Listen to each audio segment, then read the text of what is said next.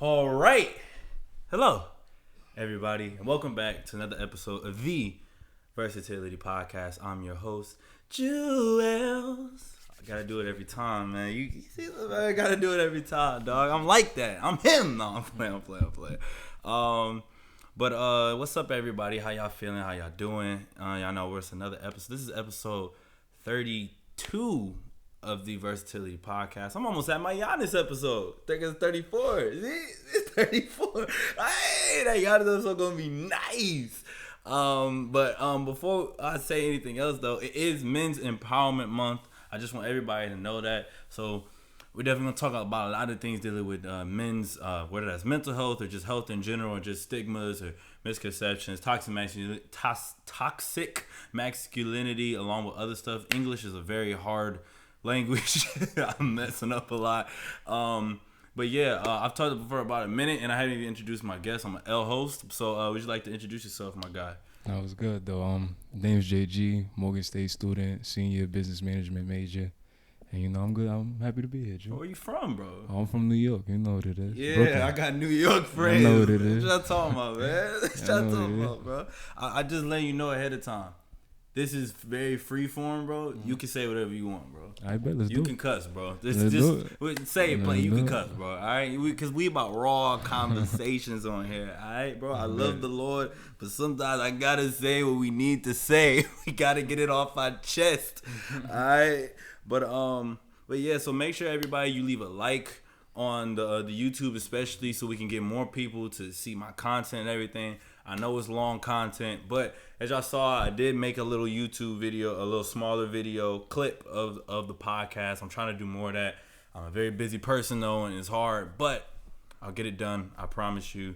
We're gonna keep growing and growing and growing. The views been going up on the YouTube. I be seeing like 15 to 20 views and stuff like that.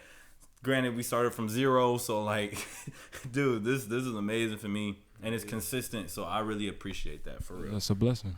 Definitely is, bro. But how you feeling today, bro? I'm feeling blessed, bro. I ain't gonna lie, I can't complain. They just started for real, but I'm good. I'm happy to be here. I'm happy to be with my man. Yes, sir. And get to talk about real stuff that's happening in the world.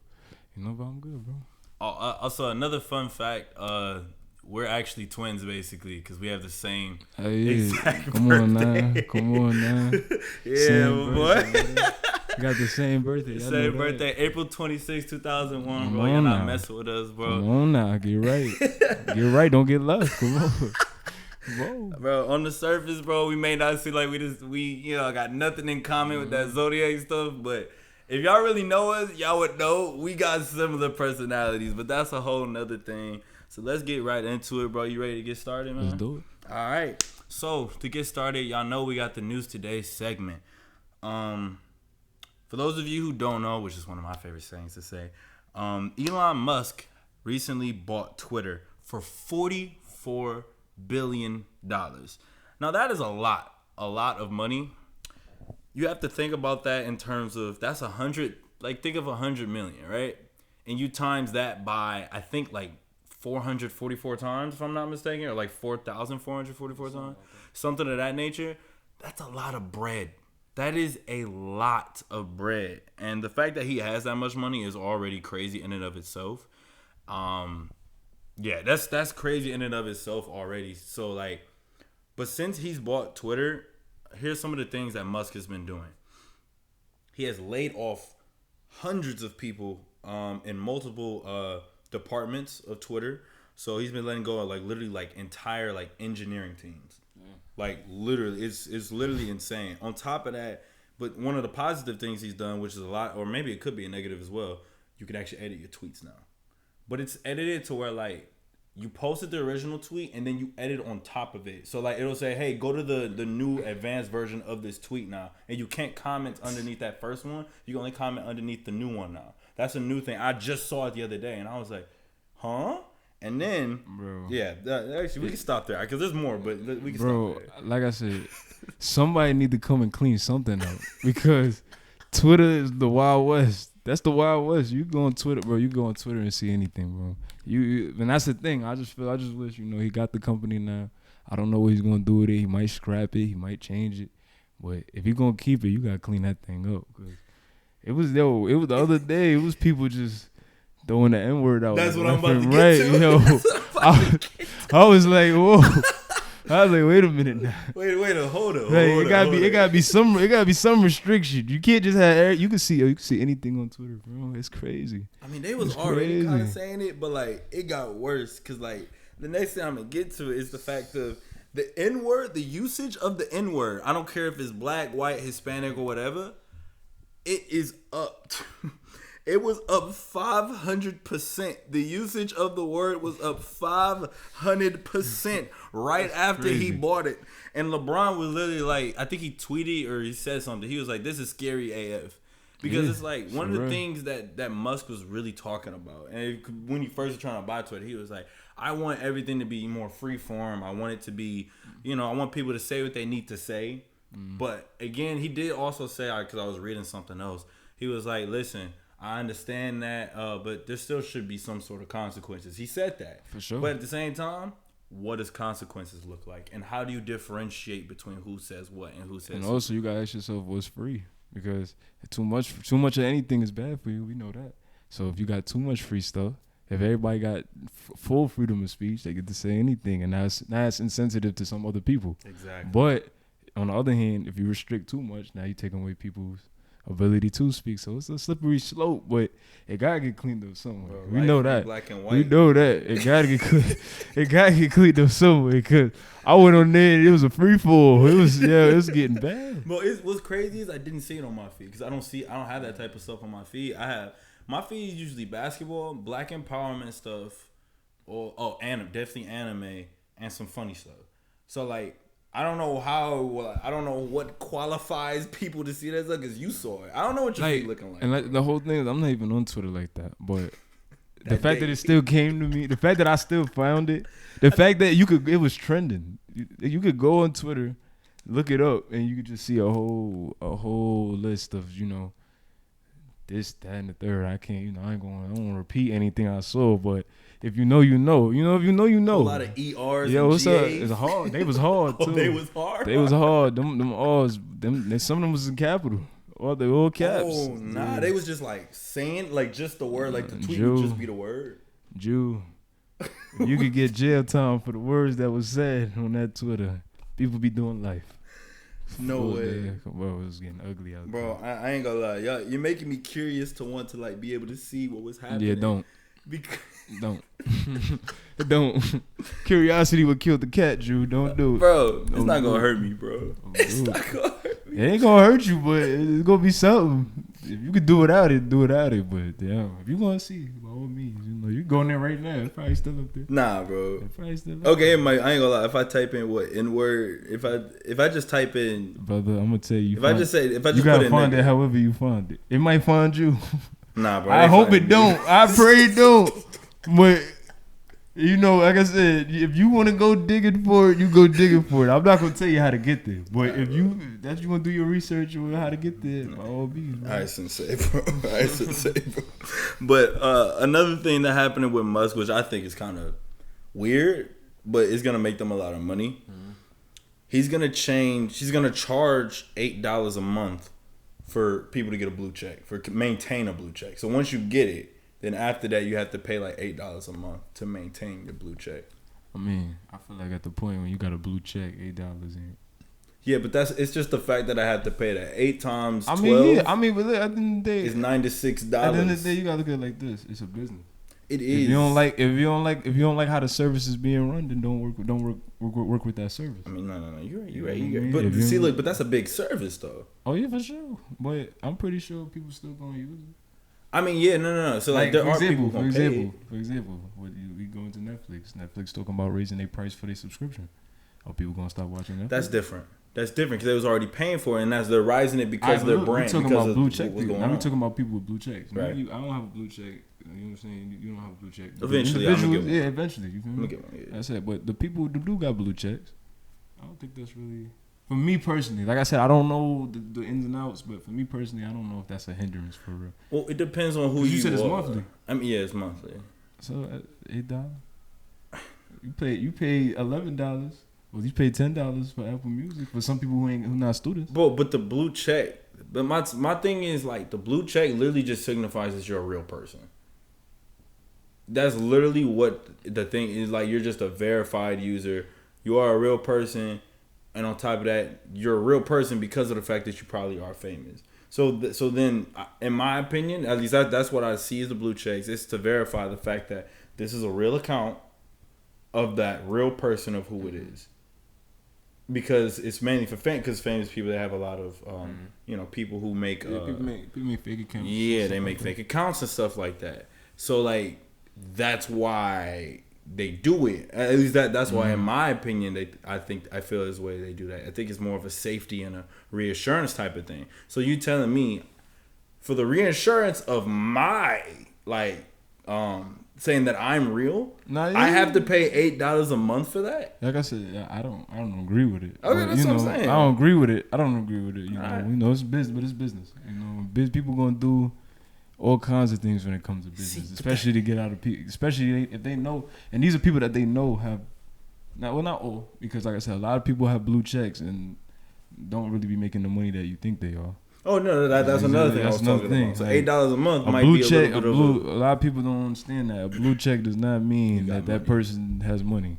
It just means that they have a big following.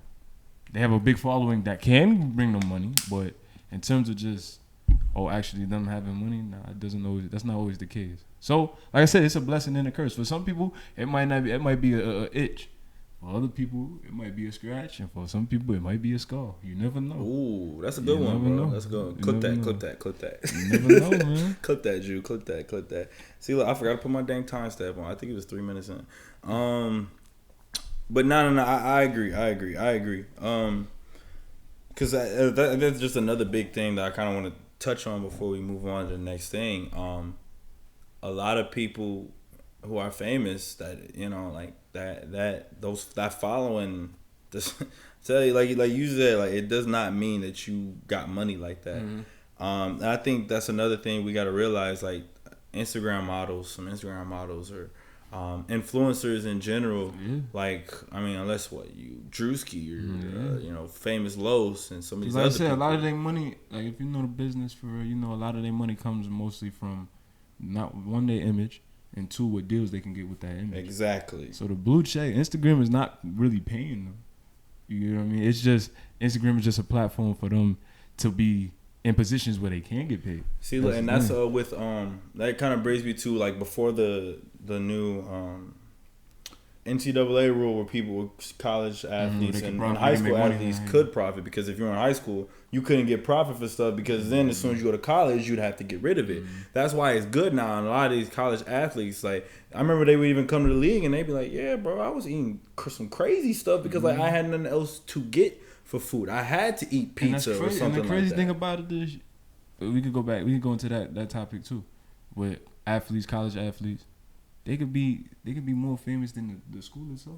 Some of them are more famous and make no bread and make no money off of their name, what they brought to the school. They could some of them come and change the whole atmosphere. I mean, you could look at Ja when he was at Murray State. You could look at LeBron when he was at LeBron when he was in high school. Kobe. You look at anybody. You can look at anybody. KG. Any top tier athlete that's brought their name and their likeliness somewhere else, especially when it's not a big market. Because it's easy when it's a Zion on Duke, because Duke is already Duke.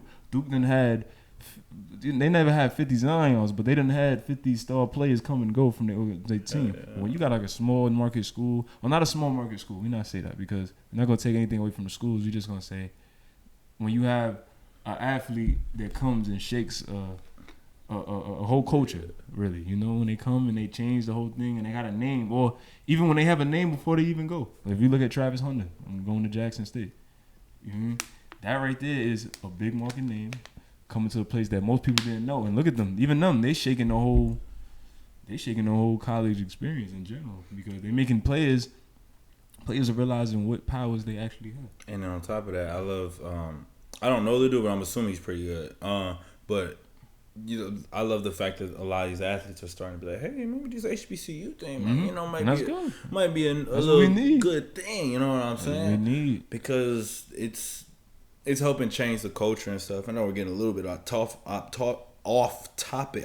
English has really been hard for me the last few days, and I don't understand why. Nah, you got it. But like it's really important that a lot of these athletes are getting paid and stuff like that, because I think that gives them the option to be like, oh, I can go to different places and still have a good following, on top of have some money in my pocket, on top of being able to have a good good college experience, because anybody can get publicity nowadays. Look what happened with Jackson State. That's a prime example of that. No pun intended. Because prime example. Okay. But even picking off of that, we live in a different world now. We live in a world now where it's easier now more than ever to market yourself. Look, you got everything. Like, if I want to start a business, or if I want to be a student athlete, or be an athlete in general, I can show coaches my film, or I can send directly with my clothing line to a company and stuff like that. So the name of the game today, with social media, and like I said, social media is a blessing and a curse, and it has a lot of its downsides. But if we just talking about what it can do, you see, in quarantine, people's lives changed. People went from unknown to now they holding on to that. Like, they've been riding ever since quarantine. Some people, but quarantine like really showed who gonna sink and swim for real. Quarantine definitely helped people grow. I mean, I made this podcast because of quarantine. Exactly. So, like, you know, like, I could have been, who knows doing what. Still would have been successful overall, but, like, just probably not nearly in the same position if it wasn't for quarantine. I can only imagine how it took, you know, for some athletes, you know, they had the time to reflect. They had the time to just slow down. And then on top of that, if you were like a freshman, like us, you have that extra year eligibility as well. So, like, you get 5 years in college instead of 4. 5 years of playing in college instead of 4. And a lot of things of that nature. So, but yeah, so I agree with a lot of stuff. I love how athletes overall are getting what they deserve, which, because it's like, I should be able to make money off my likeness, and it's simple as that. Like, it's me. You're profiting hundreds of millions of dollars off of me, so I should be able to do it. Imagine how much Zion Williamson, how much money he would have made, or JJ Redick, Christian Laettner, the Fab Five made hella bread. Would have made hella bread. And then back onto the Twitter thing. I'm scared a little bit. Not scared. I am worried a little bit about what's gonna happen with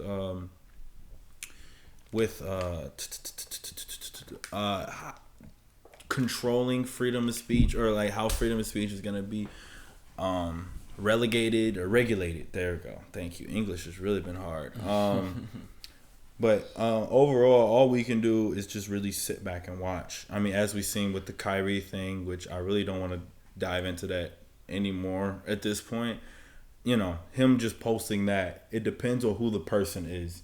At least that's what we've realized. It depends on who the person is and what exactly they're doing, and what position they have, and that'll really decide it.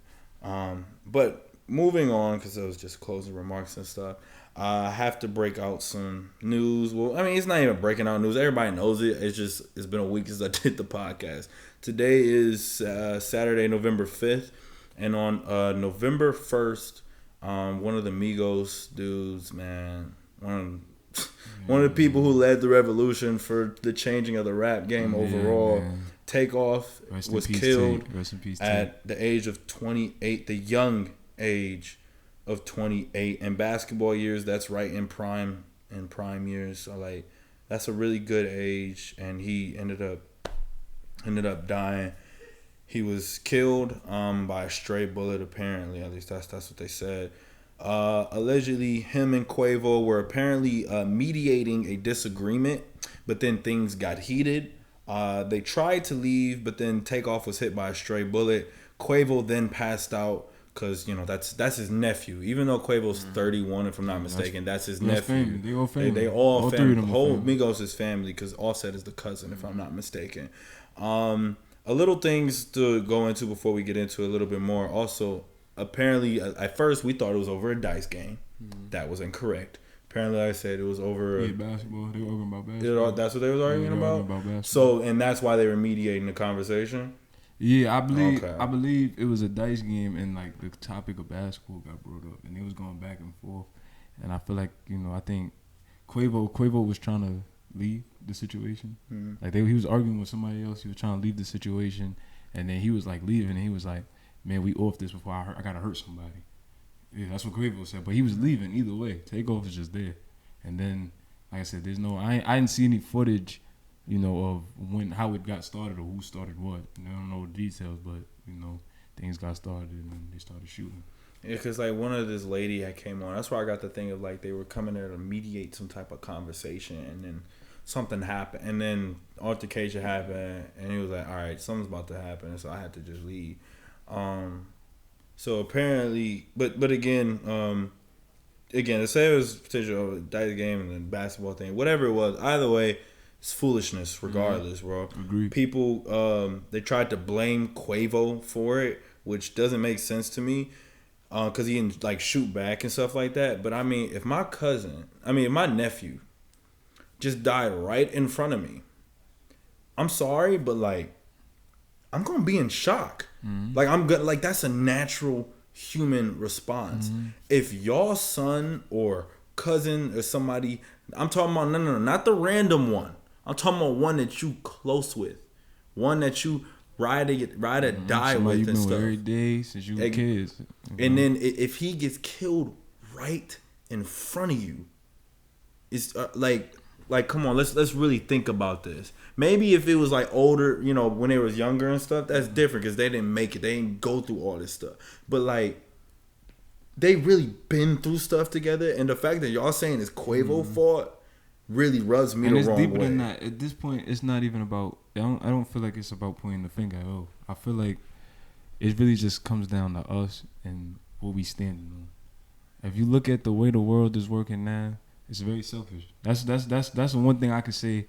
I could say in my heart of hearts that I've observed at 21 years old. The world that we live in now is very selfish, and that's due to the fact of what's around us. And social media is a factor.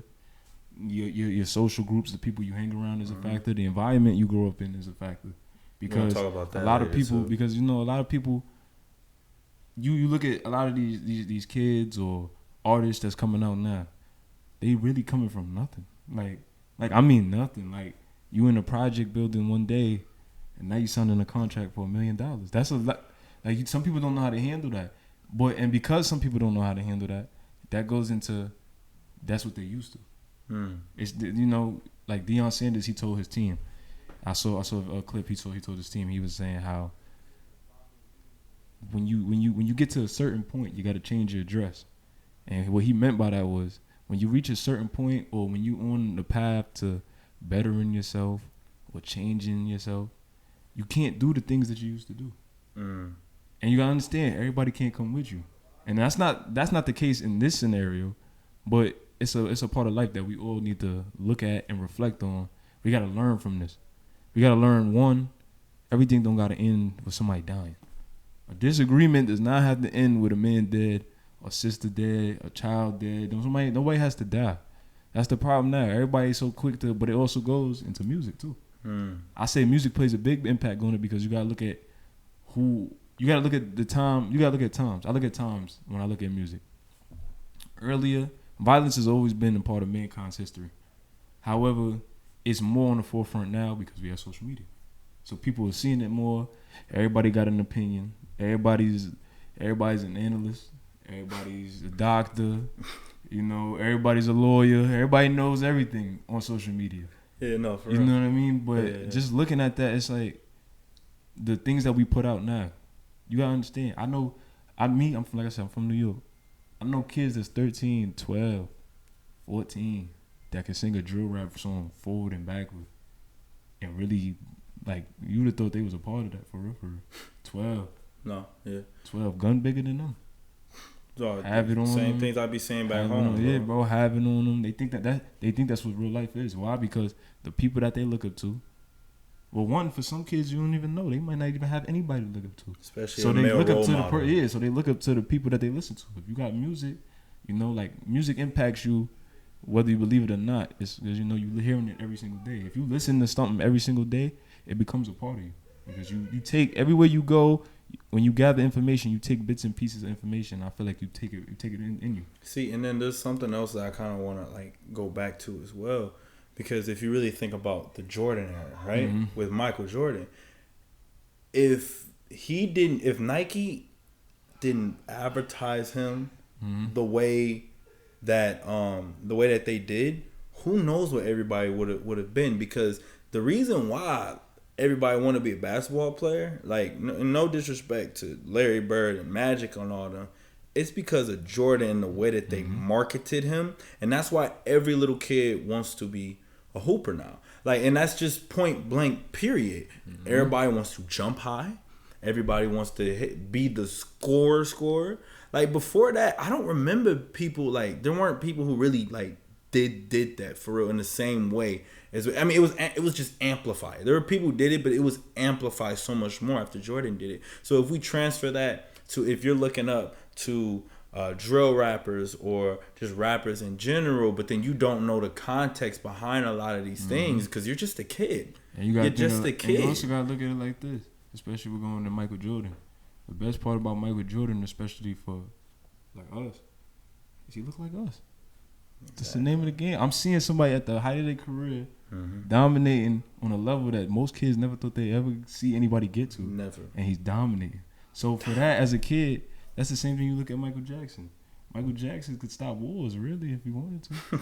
He drop a song, the world come together. I mean, everybody know. I was gonna say, we all know we are the world. I've never seen that much star power in one room. But that goes to show that the people that are in the position that they are in the high position, they don't matter. It's not even just rappers. It's just people who are in those positions. What y'all say matters. Yes, it does. And what y'all say matters. It ain't all about paying the bills either, because your bills gonna get paid. At this point, when you get to a certain level, people gonna listen because of who you are, not because of what you saying. Jay-Z, prime example. Come on now, like you know, and like and as somebody who was once in those positions, you should feel responsible. You should feel responsible for what's going on, because this is what you spoon feed into the world. The kids that's paying, the people that's filling your pockets, coming to your shows, and this and the third, you giving them back negative energy. You know, yeah, I'm gonna jump around. Don't get me wrong, I'm not gonna be biased. I love some of those songs as much as the next person. You know, when certain things come on, I'll be the first person rapping it and singing it. But you got to know the difference between it's real and this is just somebody saying it because this is what they used to go to. You gotta understand, a lot of people that's in the industry, a lot of people in the industry are rapping about stuff that they used to do. They're not in that situation anymore. Again, that's what I'm saying. Context. There's no context to it, and I feel like I think Rod Wave is another person who's done a lot of that. Like way back in the slam when I told you, like don't you get down. It's storytelling. Like, the name of music is based on what you go through. You can't write anything on paper, or you can't write anything down in your notes. You can't go to the booth and talk about stuff that's not authentic because people gonna see through it. So a lot of these dudes, they was in those situations where they had to rob, they might have to do the X, Y, and Z, this and the third. But the difference is there's kids now, or there's people now, not even just children, because even grown-ups, people our age and older is listening to the music now. The thing about it is they're still in it and you're not. So you're promoting an image. I've robbed this person, that person, when somebody really is out in that situation. Somebody really starving right now, can't eat, you don't got nowhere to go, and they listen to that and they go, I guess this is what I got to do to make it. Like people don't realize the power. Like I know you know, and I know you know what I'm about to say. What? Everybody knows the power of life and death lies in the tongue, and that don't just mean for yourself. That means for people around you. Amen. If you speak negative things into the world, or if that's all you promote, because like I said, how you gonna be so pro-black and say, oh, I love the city, this and the third, but on the next song I'm hearing about the drills you used to do back in the day. That's what we was talking about in the last podcast episode, because I was like, I love the grind. I love how we keep getting it out the mud. I love that. I love it. But at the same time, y'all don't show enough of what y'all actually be doing too much. And then the thing that really kills me is like, it feels like y'all just say, oh, that's not my problem. I just put out the music, yada yada. But like, your music still plays a factor. Even like, let's say Brent Faiyaz or Future or people, like toxic rappers and stuff like that in terms of just women and stuff like that, right? Like, even that plays a factor. Oh, I heard him say this, but boom, boom, boom, boom, boom. Because you said that. And whether you still do it or not, that people are listening to that and they're internalizing stuff. It's the same thing when you have lectures in class that you actually like a lecture you actually like, right? You continually hear them, or you're on Twitter, right? We're just talking about Twitter. The more you're on Twitter, the more information that you get, you passively start imitating those things. Or even more, we're going to talk about this later too, and we were talking about it the other day on Thursday. When you're around certain people, even if you don't believe in that stuff, after a while, you start doing it. Like me personally, I never cussed. I always tried not to. I would always condemn other people for not cussing. After a while, I ended up start cussing. And once you start, and usually what happens is for somebody who doesn't do it, after you keep hearing it over and over, and once you start, you end up doing it more than everyone else because you just started it and you like, and now other people are like, yo, like chill. But that's because there's no space for growth. It's kind of like you go right into the thick of it. And that's the problem with some little kids who want to be gangsters and stuff. They want, I want to kill them, but then when something happens and pop off, then it's like, dang. This real, man. I'm glad you said that, because when we look at it, it's not even just kids. It's everybody now. Because everybody's trying to be something that they're not. And that's the thing. The difference, and I say this, I've had the conversation with a couple of my other friends, and I've talked about this. I said, people been doing this. People talking like this on songs and stuff like that didn't just happen. Oh, yeah, no. The only reason it's different, the only reason it's different now is because, one, social media, and two, the thing I like about older rappers compared to today is older rappers will talk about what they've been through and they'll own up to it. You know what I mean? They don't brag. They're not flaunting it. They're saying, I had to do this because of my situation. But because of where I am now, I don't have to do that no more. Jay-Z, like I said, I can't tell you the specific lyrics, but I can tell you on the gist. He was saying, Hov sold drugs, so y'all don't have to. You know what I mean? He's saying, I had to do that. He was like, that was what I had to do for my situation. But now, a lot of people, that's not even their situation. They putting themselves in those situations. You got a lot of kids. You got a lot of kids, good home. I mean, good home, and mom and dad. People love them. But because of the people that they hang around, they see them doing it. Now they feel like they got to do it because they feel like that's what's it. Bro, give me a quick pause. Because I've been through this. Because I told y'all, I lived in the hood first. And I never was around those type of people. Thankfully for my parents and stuff like that, they kept me out of situations. When I went to the suburbs, I've literally seen people, great homes, great lifestyle overall, and all that stuff. Maybe some family members that's in it, but overall they're good. And what ends up happening, they see this stuff, they keep listening to music, they keep doing that, they end up rapping about that stuff and freestyling about it as well. That's also something I realized in freestyles. Everybody gets to talking about that type of stuff when I'm like, you're not about that at all. You've never done that at all. And if you have done it, you didn't even have to do it. So then what happens is over time, I'm like, oh, they end up playing with guns. Then they get some like, and I have no issues with tattoos, but like, it's like when you get certain things and then it's like, what are you doing this for? You know what I mean? Like, what exactly are you doing this for? That's the real question. Because that's not you. That's the real question. And then they keep going over and over, and I see them just go into this rut, and then I'm like, bro, you're not him. And this is black people. This is white people. This is Hispanic people. Especially today. I seen some people. Asians too. I seen it all. It's a lot of people. A lot of people are seeing things. Like I said, social media is a critical factor in the misconceptions of the world today. Because the music and the visuals. It's not even just outside of music. On social media, I could put whatever I want. So the only life that you're gonna see from me is the life that I want you to see. Amen. Some people go on social media and they'll show you their struggles, but you got other people, they go on there. Life look great, don't it? They always hella great. They always on a beach. Mm-hmm. They always taking a trip somewhere, this and third. But you don't know what they had to do to get that flight. They took them pics so long ago, you wouldn't even know. You know what I mean? You don't know when they went. But if you look on their page, damn, such and such is in Puerto Rico. I'm over here in class, or I'm working. Such in Miami. What's going on? You confused. But the name of the game is that's exactly how it is. Everybody's not the people that people portray themselves to be. On social media is not who people be in real life, and you see it all the time. You can see through somebody. Like I said, you can't. One thing you can't fake is authenticity. Yeah. Authenticity. Who you are is who you are, and who you are is gonna be who you are till your day you die. And then another thing that I want to talk about, circling back a little bit to Takeoff's death, is what's that one dude, the bald head dude with the podcast again, who interview all the rappers and stuff. I forgot his name. Either way, he was talking about how people like be recording dead bodies and stuff afterwards. You know what I'm talking about? Gilly. Yes, Gilly.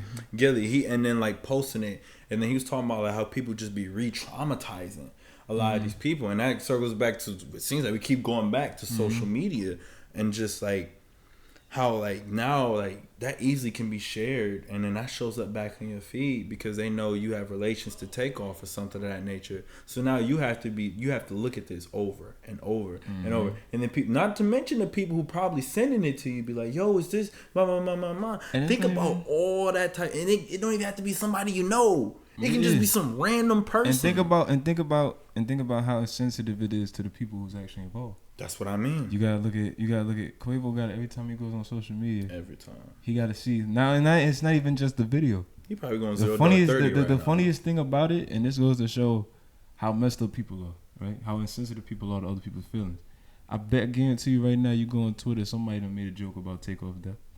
Oh, most definitely. And the thing about it is, you see it time and time again. Somebody passed away. We got people making jokes. But you know why people making jokes? The Kobe shit really pissed me off. But you know why people make the jokes? People make the jokes not because they thought it was funny, not because they thought people was gonna laugh. They thought they're gonna get a reaction from it. It's gonna give them 6,000 clicks, retweets that they ain't never had before. And you know what I mean? People now, especially now, people just use everybody other name for clickbait. The people that's not in the positions that those people are in, they using the rapper's name to it's controversial, but it's gonna get a buzz. Hell, even you see even now, we go to today, even artists are using other artists' names because they know it's gonna get a reaction. Drake's album is a key in prime example. And I ain't gonna get into that because that's a whole nother topic. I ain't gonna lie, but you see, it was unprovoked. Like it's so much, because what be killing me, it'd be unprovoked. You know, like we in a group chat, right? And Tracy would just send something about like me or like someone else. It'd be unprovoked. Shout out my man Trace, bro. We miss you, bro. Shout out Trace, bro. He in Texas, but shout out Trace, dog. Like, no, he sent something in one of the chats. You remember Miles? And in that whole group, and I'm in a chat with them. And then he just sent something random about me. Remember the fake tweet, the fake Giannis tweet? That one? He sent that unprovoked. I'm like, dang, unprovoked. That's what we do. And I sent the ping back. And then he sent the ping. I was like, all right, I'm done, bro. I was like, I'm done. But bro, going back, picking back into the thing, bro, it's really scary out here. And it's scary not because it's so much, I gotta go out. One, it's getting more dangerous. It's getting more dangerous. And it's not even that it's getting more dangerous because this was happening. This stuff like this, it was happening in LA. It happened in New York at one point in time. Even in the 90s, your parents done seen rappers pass away. But the difference between then and now is, one, it's in your face. Your kid, your child, your daughter, in middle school, if they got a phone, they can go on Twitter right now easily and see a video. Just because the name is trending, they click on trending and got to see a video of somebody dead at 12, 11, 10, and they don't understand that. They can't comprehend that. But a lot of the things you experience, and a lot of the things you get exposed to, and I can say that because, growing up in New York, you get exposed to a lot of things early. Because New York is just, New York is just a melting pot of different cultures, different people, different lifestyles, some positive, some negative. You know what I mean? Like if you a kid growing up, like I'm from Brooklyn, you a kid growing up in the hood, you don't necessarily have to be the hood for you to see somebody selling drugs or know somebody that sells drugs or know somebody that does other things. But that's just the name of the test. That's just the name of the game. Stuff like this happens, but now everybody got their phones out. Instead of calling the police, instead of calling somebody to help that man, people would rather record that man. You know what I mean? Or that person that's laying there. Instead of, taking what you need to keep that person alive, taking off a shirt, tying it around the wound. What people do is they pull their phone out and just sit there and scream. You got people in the background screaming. Nobody wants to see that, bro. It be like, I understand the woman to an extent, but like the men, of course. But the men, y'all some pussies for us sometimes. Respectfully, bro. like y'all just like that throws me off, bro. That really throws me off. Yeah, and bro. it's frustrating. It's frustrating because we preach every day what we gotta do. We gotta study God on how to get it together, but we don't use it. Yeah, That's just really what it comes down to. We gotta study God on how to come together as a people, but nobody wants to use the study guide. Or when people do try to use the study guide, the distractions that we have in America or the world in general, it blinds you because guess what? The strip club's still open, the liquor store's still open, the block's still hot. Yeah, I gotta get there's them always new sneakers. some drugs around. I gotta get them new sneakers. I just got a call. Yeah, My girl tripping. It's a whole bunch of other things that get in the way of the mission of us coming together. Yeah, no, You know all what I the mean? time. And it's not even just African, black thing. It's not a white thing. It's just a human race thing. We have so many distractions that keep us all separated from each other. We all do the same thing. Got 5 fingers, 10 toes in total. You know what I mean? Yeah. I blink just like the next person. They blink just like me. Yeah. Yeah, some people jump higher than other people, but we all jump. But the name of the game is, the world's set up to make everybody competitive. You know, that's really how I feel. It make people wanna, I gotta be better than somebody, and it don't even gotta be the case. It don't take nothing to help somebody. It really don't. It don't take nothing to help somebody. 5 minutes, 2 seconds out your day to help somebody is not gonna hurt you. But the name of the game is what we exposed to, the things we go to change people's minds, change people's perspective. Now people don't feel like they gotta help each other. It's a selfish world. It's a selfish world, and unfortunately, to circle back a little bit, we've lost just in 2022, Desto, P&B Rock, and Trouble all to gun violence in 2022. Lil Keed also died as well, and it seems as though like a lot of these rappers and things of that nature, they're either dying from gun violence or they're dying from drugs. And it's really a sad thing at the end of the day, and we really want to get out of this cycle. I don't want to harp on this subject any longer. We're already 40 minutes into this. But it's a really big thing, and the culture needs to be shifted. The culture needs to be changed. There just has to be some type of something, because I really do love my people. And it's even more than just my people, because it's also white people that are assimilating into our type of black culture and rap culture as a whole. There's other people in different cultures that kind of take away from our culture. I mean, because music really wouldn't even be what it is without black people and African people of African descent at all. And that's just plain point blank period. Because if we look into it, whenever there was white European music, usually it symbolized more so it was straight tone, monotone, and things of that nature. You do have the Celtic people and things of that nature also, but European music, in terms of the ones that go conquered all these different places, is usually more so straight. And so like the African peoples, the people of African descent, they're the ones who really made music what it is now, because of the so many different places that they were forced to go to, and they had to find some sort of way to express themselves and things of that nature. So it really sucks. But moving on to the next topic and everything, I want to talk on men's mental health a little bit. Jesus, my voice is almost gone. But this is Men's Empowerment Month. It's a really big month to not really just celebrate men, but to bring awareness to men. And y'all may think toxic masculinity and things of that nature, and men got enough already, but I mean, that's a lot of it is a front. A lot of men don't have father figures. I was blessed to have one growing up, but I know that a lot of people weren't afforded the same luxury. And even in my experience with my father and everything, like, we got our own things that we have to work out still too, because even if you have a father figure, I mean, I don't want to say my dad was great overall, but like, there's still things that you have to work out. Like, there's things I need to work out with my family still to this day. There's things I need to work out with my friends. There's things I need to work out with people I used to date or be in relationships with. It's life. And for men, a lot of men, they don't get to express themselves enough to really deal with these problems. It's either a conflict that wasn't resolved, or a conflict that never happened, because they just felt like they wouldn't understand.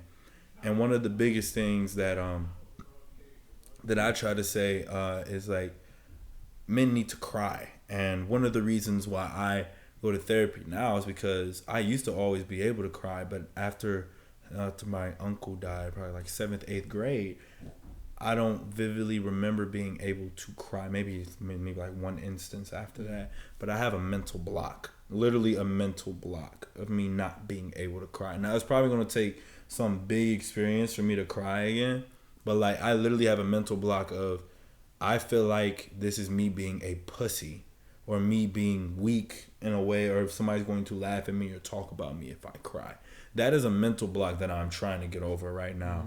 But just imagine, like, with me, who's somebody who's mostly emotionally conscious and stuff, I have that problem. Imagine for people who don't have the same luxury of having the same resources, having the same friends and things of that nature, and the problems that they have. And we're trying to empower our men to not just be strong men of God, but to be vulnerable men who need to go through their emotions. Now, of course, at the right times, but really take the time to understand themselves. And some people think that that's just a woman thing or a soft thing or a gay thing or something of that nature. But no, I don't know. It's a real thing that men need to do overall. And it's very important for us to improve ourselves and be better than the generations before us.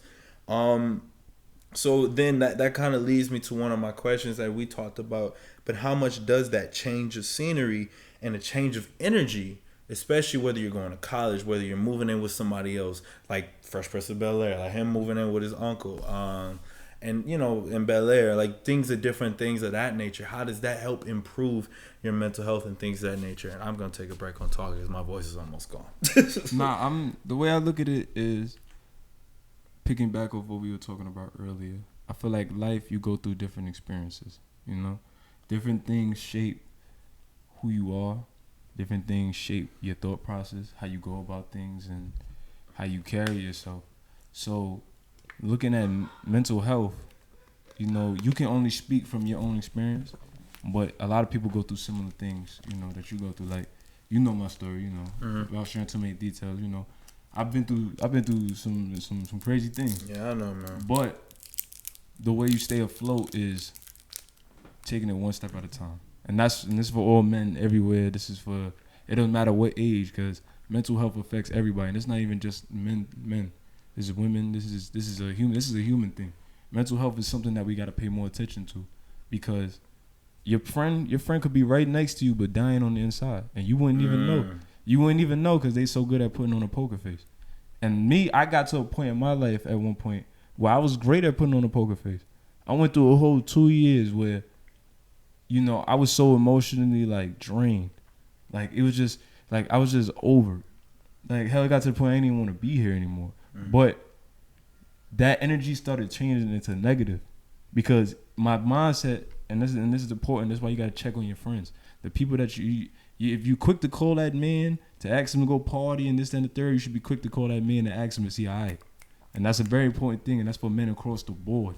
And it's all right to talk to your brothers, because that's what they're there for. The people that you got in your circle, the people that you call your friends, the people that you call your family, it's important that you talk with them and get them check up on them, especially if they're checking up on you. But picking back at what I was saying, you just look at it. Your things shape how you become. And if you don't check your energy while you're going through it, your energy will transform into something else. Like me, quarantine. I'll use quarantine as an example, because quarantine was a pivotal moment for everybody, where everybody had to check their mental health across the world. I was bad for a while, man. Quarantine, a lot of, you know, I lost my uncle. You know, I lost my uncle. Rest in peace, Cheeky. Rest in peace. I lost my uncle. You know, people not working. You got people not working. You got time literally just to sit there. Especially and then you got, now we could take that into being a man. Now you got the man of the house isn't working, but he still has a family to take care of. You know, it's nothing. He got children he got to feed. He got a wife that he got to make sure is always good. And those are the responsibilities that we are granted as men. Granted, we all know women can take care of themselves. We know that. We never gonna take none. These women are definitely stronger. They definitely stronger than most men now. You know, than especially now, especially the women in my life. The women in my life strong. But physically and mentally, both can handle any task I could do times 10. You know, and I, you know, shout out to the strong black women and women just in general. Women in general. Women's Empowerment Month or Women's Awareness Month is in March, by the way. See, I stay up on that too, 'cause that's very important. But going back to just being a man, there's certain responsibilities that you taught from day one that one day you're gonna have to tackle. You don't know how to tackle them yet. You don't know when it's gonna come, how it's gonna come. But you know, when we kids, we taught. For some people, and it's not all people, some kids are taught that it's okay to cry, or some boys are taught that it's okay to cry, and some are taught that it's not. And then some, you also gotta take into consideration. Some people are just not overly emotional. It doesn't mean that they don't want to speak. It's just they don't know how to express themselves. Like me, I'm one of those people. Like I don't cry often due to the fact that that's just not how I go about it. Crying is not my first instinct. My first instinct when I go through something is anger. You see what I mean? Like pain resonates different for different people. But going back into quarantine, I was saying that was a hard time for everybody. Me, I got to a point where all my pain, all the sadness that I was feeling started turning into anger. And it started turning into, oh, nah, this person don't care about me. They don't check up on me. This person don't care about me. Definitely felt that. I mean, this person don't like I don't even speak to this person anymore. We went through a whole year. Some people was either rocking with you, like we were rocking with each other the whole time. Like we kept making up stuff. It don't matter what game it was. Among Us. It didn't matter what. It was texting in the group chat, FaceTiming just to curse each other out. But we was doing it. Why? Because we cared about each other. You know what I mean? And it takes a village to help, especially men. Yeah. You know, it takes a village to help one man get through life because there's no. Shout out Bokar, bro. Yeah, shout out my man. Bo. We was understood. Shout out everybody, man. Bro. Shout out everybody. Shout out everybody. Shout out Knock. I say all of this to say that your mental health is very important because if you don't check it at the door, it drains you. It drains you. Like you'll start losing yourself, and you'll start lashing out on people that actually do care about you, and you don't ever want it to get to that point. You know, you want to be able to say, "All right, I have an issue, and I got to address it." And this is why it's important for men, and I mean this sincerely. If you gotta go to therapy, go to therapy, because I do. Because you can't think. You know, or if I smoke and drink, it numb the pain. Or, you know, you hear rappers say, I pop this to take away the feeling. You don't want that. That's not helping you. Because at the end of the day, you got to wake up tomorrow and that situation didn't change not one bit. All you did was numb it for an hour or two and went to bed, and now you got to carry on the same way you was feeling yesterday. That's not tackling the issue. That's not healing from the pain. It's a temporary fix for a permanent, for a longer problem, for a more delicate problem. You know, something that really takes a lot more than just drinking or smoking and stuff. So I've never been a big person of trying to do any of that a whole bunch because like I really do it at all like that. Because I just was like I want control over my body and I need to feel these things. Because if I'm feeling them, I gotta be feeling it for a reason, you know? Like I really gotta be feeling this stuff for a reason because something's going on. There's a process going on in my body and in my mind that's making me feel this way. Okay, so let's take a break, right? Especially during quarantine. Take a break. I'm like, why am I like this? You know, why? Yeah, you why do I feel this? And that's what happened. I've talked about it several times with the podcast of like when I changed my major, I had a panic attack. I've never had a panic attack before. Everything has always been good enough. You know, I've always been cruising for the most part. I do my job. I go above beyond others, but that for me is normal. So like to me, I was cool, right? And I just finished some class and my heart just starts beating and I'm like, what's going on? I get in the bathroom. I got to sit down like what's going on? And this is fall 2020. And I'm like, okay, let's take a step back, right? You know, let's wait. What's going on? What don't I like about my life? You know, what's making me feel this way? And I was like, well, I'm not happy with what I'm doing. Okay, so what's the next steps? I make some calls, do some research, figure out. I came to the conclusion I'm gonna change my major. Had another talk with my barber. He was like, bro, just start your podcast. You always talking about it. Just do it. Shout out to my barber Angel back home, bro. My Dominican guy, bro. I think he's Dominican. He also went to high school with me. But like, you know, like things kept happening in rapid succession and be like, just do it, Julian. Mm-hmm. You got it. Do it. Just do it. Mm-hmm. So I did it. I mean, I have this. And then, you know, I've had my ups and downs with it, but overall, like, it's so much stuff that, you know, because I took a moment to attack the problem in a strategic way, then I was able to do what I needed to do. And I'm glad you said that, because it's important as men, you got to take time out to yourself. You got to take time out to yourself due to the fact that you get caught up. Us as men, sometimes we get caught up in trying to keep everybody happy. And that's the same thing. And like I said, this is vice versa for women as well. But from a man's perspective, I get caught up sometimes trying to be Superman for everybody.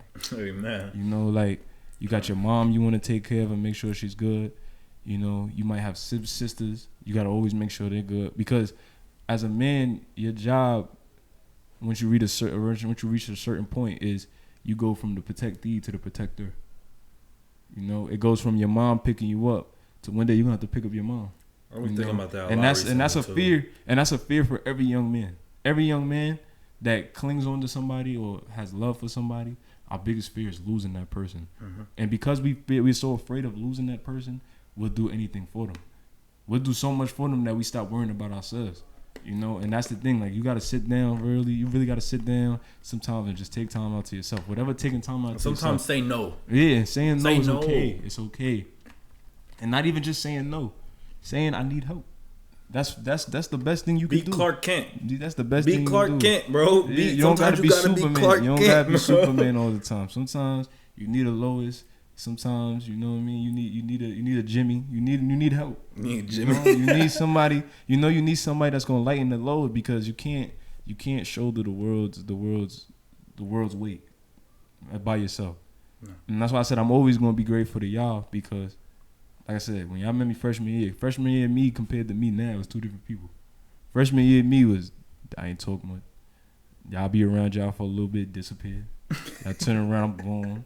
You know what I mean? Like, I play every now and then. Every now and then I'm goofy, but for the most, I'm always angry. I was always serious. Yeah. You know what I mean? I say a joke, I'm dead serious. I always wanted to fight. You know what I mean? That was me freshman year, but only because I was just coming from a situation where I was hurt. Yeah. And because I was hurt, I didn't know how to let go of that hurt. I didn't know how to let that pain go. So anytime somebody came near me, I was like a pit bull that's been abused, bro. That's in a cage. Anytime somebody come near me, I'm ready to attack, only because of what I've been through.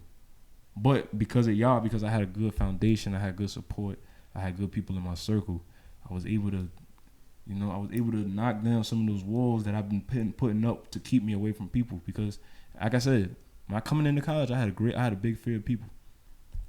For many reasons, like I said, you know most of them, but trusting people. Yeah, like I had no trust in anybody. Like, I felt every relationship was just a means to an end. And that's really how I was looking at it. And that was something that I didn't... Stepping stone. Yeah, like, I looked at it like, yeah, this person said they rock with me, or they say they here, but they probably be going tomorrow. Or if the right situation presents itself, that's all. Or yeah, this person's here for this person's here for that. Once I fulfill whatever that person was looking for from me, they're going to be gone. That's how I looked at everybody. Because I had friends, back home, that, I'm still close to my brothers to this day. But, outside of that, I was always by myself. Growing up, my siblings was older than me. So I really was like an only child for real. I feel that's how my little brother feels sometimes, because he's a smaller one and he's 6 years younger than us, and he tries to be grown like us. And I'm like, bro, you got some years. Like, I respect it. There's always gonna be a disconnect. There's an age gap. There's always gonna be a disconnect. It's the same thing when I was younger. Like my oldest brother, he was graduating high school. My other brother, he was going to high school. My older sister, she was done with high school. You know what I mean? So me being a baby, I'm in elementary school. You know what I'm saying? I'm in elementary school. I need some friends. I'm in elementary school trying to talk to grown ass people. So it's like it was never that connect. But what I appreciate now is, now that I'm older, I'm 21. Now I'm grown. Yeah. Quote unquote, in a sense, because you always got to learn, you always got to grow, and you still growing. Being 21 don't mean you're growing; it just means you're still growing. But you hit a milestone of growth. That's all I look at. Drink. Yeah, I look at 21 like you hit a milestone of growth. We can drink. You know, but you get a rental car. But even that, like just using my siblings, you know, we decided it's not my father's doing, it's not my sister's doing. We decided together that y'all my brothers. You know, we you know, I shouldn't be no reason why I don't know y'all that well. You know what I mean? And we all grown now. So it's sometimes you gotta establish that, you gotta take that leap of faith, especially as a man. When you don't feel comfortable, sometimes you gotta take that leap of faith because you never know the blessings that you could get it from it. I took a leap of faith by being friends with y'all because that wasn't my intention. My intention was I'm gonna come on freshman year, just go to class, mind my business. That was it. But I found y'all. Y'all gave me so many memories, so many experiences. Like for example, I talk about with MJ all the time. Seeing y'all in Cali, bro, after we were just in quarantine for that was a good time. A year and a half. I didn't think I was ever gonna see y'all again, bro. Cause I'm like, bro, we everybody's inside, people dying left and right. That was your idea, exactly. And I was like, and I saw y'all agreed. I'm like, oh y'all real? Oh, this is for real? Yeah. We really about to do this? Cause like, and then we went, and I'm like, bro. Cause you know how I am, bro. If we gonna do something, we gonna fucking do it. Like, for me, I was like, you say you want to go to Cali for your birthday. Mm-hmm. I was like, well, we got the same birthday. I was like, and I want to do something. So I was like, shit, let's do it. And then on top of that, what was it? MJ, Phil, and everybody else was like, Trace, you know, shit, let's do it too. And then some people backed out because of money, but like overall, like that was a great experience. That was my first time going to Cali by myself. That was the first time in my life. In a way, it was Cali, bro. It was the first time in my life. And the funny thing about that was your first time? That was on my bucket list, bro. Really? I was on my bucket list. I said one of my birthdays I want to go to Cali by myself with my friends, and I did it. And that goes to show like there's bright spots in your life, and when you do find them bright spots for anybody that's going through mental health or any issues, the people that's around you, and I literally mean this. Watch the people that you keep around you. And you got to see how people move. If somebody's only calling you when they want you to go out or they want something from you, you got to reevaluate why you got that man in your circle or why you got that person in that circle. But you know, a real friend or somebody that's really there for you, they're going to check on you, whether it's Monday at 5 in the afternoon. That's real. And like I said, these guys, they help me so much. And like I said, I'm grateful to y'all, man. I'm grateful to y'all, bro. So, you know, it's just real. Mental health is a real thing. It's something that, it's an ongoing struggle. Man. It's ongoing struggle, but you could lighten the load by helping somebody. By talking to your mans and giving them the recommendations to help them. Because you never know. A simple... how you feeling today, you don't know what that could do for somebody. Amen. That could change somebody's whole perspective on everything because you never know. People be at rock bottom, but when you see them, they smiling. So you got to really look at the signs. You're gonna see it. If you see your mans is not acting how they usually are, yo, tap that man, call that man because it don't take nothing. Because if you could call honey, you know what I'm saying? You get busy. You feel me? You call your mans. You call your mans to check up on how he feeling. And sometimes, like, you gotta realize too, like, that's something I've been realizing too. Like, even though like you tell somebody to call you, and I know I'm busy, like, y'all probably don't want to call me too, because y'all probably think I'm doing something. Not bro. And sometimes, bro, I ain't gonna lie. Not even. It's just, you feel me? Especially, and we talked about this. The funny thing is, mentioned that we talked about this the other day. It's not so much that we don't want to call. It's just more so that we realize that everybody is at a different stage in life. When we met, we were teenagers, bro. We grown men now. So now that we grown men, I understand what comes with the territory. You have different responsibilities. That's why if we don't see each other for an extended period of time, you'll never see no fake love. There's never nothing changes. Like when I see y'all, we pick a right where we left off. It's up. It's like, all right, you free? Let's do it. We hooping? We hoop on Thursday? Come on now, let's go do it. Yeah, Thursday. That was lit, dog. Bro, that was a great time, man. You know what I mean? Let's do it. But that's just how it's supposed to be. That's what happens when you got a village. When you got people that's in your corner. And when you realize them people in your corner, you got to hold on to them people and y'all bring each other up. That's the name of the game. The way you get through this game of life is by the people that you know that you got love for and they got love for you. Yeah. And really to close out this part before we get into some NBA and some more stuff, I love the friends that I've made at Morgan overall. And it definitely was a transition. And sometimes I'm not gonna lie, like I do be like, dang, I really only got my back home friends. But then like I realize it's just different than what it was back home, because these are people who from totally different places and stuff like that. Your home always has a place in your heart, but while you're away from home, and for me, I don't know when I'm going back to Milwaukee. This is a blessing to have this, because I have friends like and associates and so many people who I didn't think would really be like, yo, I got you if anything happens. Like, you know, people said that back home and stuff, but it's a little different, because it's like you're kind of forced into it, you know, a little bit, because they know you.